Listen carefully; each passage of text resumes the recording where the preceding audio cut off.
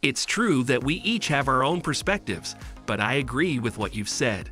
I'm a 29-year-old British male who owns many businesses and is pursuing a PhD in my spare time. Most women seem to think I'm rather handsome, and I suppose they are right. What am I supposed to do? If women finally woke up and returned to traditionalist values, would that be such a bad thing? Escorts don't work for me because I crave love, not sex.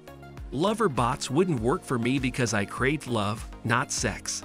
Having sexual relations with a girl you love is an entirely different experience from having sexual relations with someone you just met.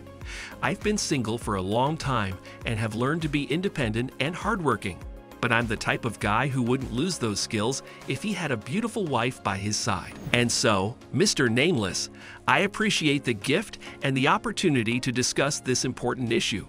However, before I offer my own thoughts, I'd like to share those of the renowned female nurse Florence Nightingale. Women have no sympathy.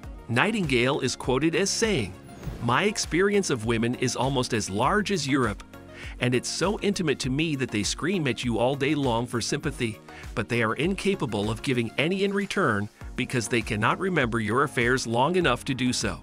Those in love often make irrational decisions, such as trying to hide assets before getting married without thinking that their spouse's divorce attorney will hire a private investigator to uncover them.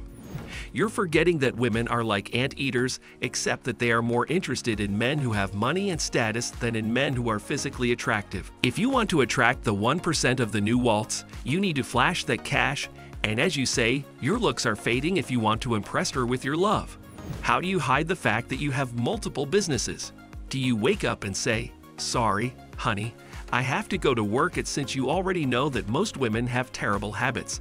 I find it amusing to watch my mother adjust to life in Canada. She is the type of woman who can cook and clean all day, and she is appalled by how much time and money women waste being messy and disorganized. She strongly opposed my plan to have a child via surrogacy, but I keep telling myself that she will eventually change her mind. You will never be accepted since you are not from an Eastern European country. Even I, who was born in Eastern Europe, felt like an alien at first. Your moral compass is 180 degrees from mine. You say things like, "There's a chance that she might remain faithful," which sounds really insane. Do you really want to leave your life up to chance?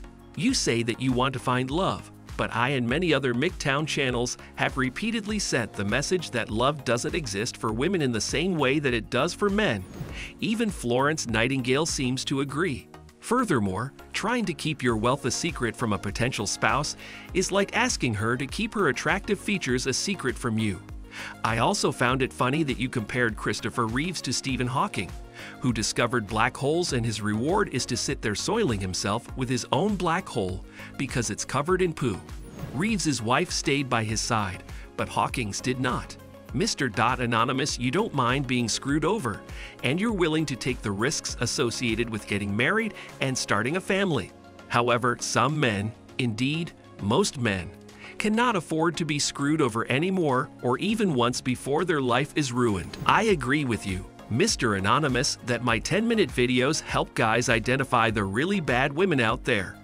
I immerse myself in this way of thinking every day, and it allows me to recognize red flags almost immediately when it's irrational to love women, but nature uses that to trap us, just as it uses a mother's attention to her own children to trap her.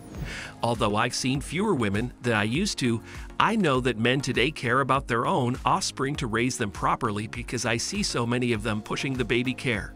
For men who have gone their own way and are enjoying their freedom, we would be expected to step up and marry women to basically keep civilization rolling along.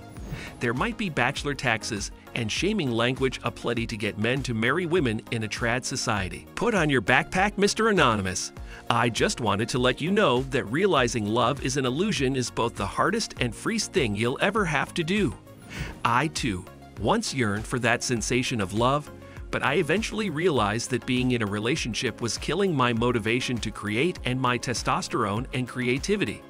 If you want a child and have the financial means to do so, I suggest surrogacy with the right nanny, because to be that person again would be a gross disservice to myself.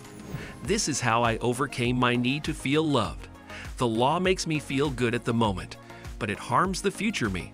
so I choose not to love again. I hear so many males tell me I don't love my wife anymore, but I love my kids. Just /s skip the wife and get kid if you can, or work on the self-love and personal validation and find the peace that way, or possibly both.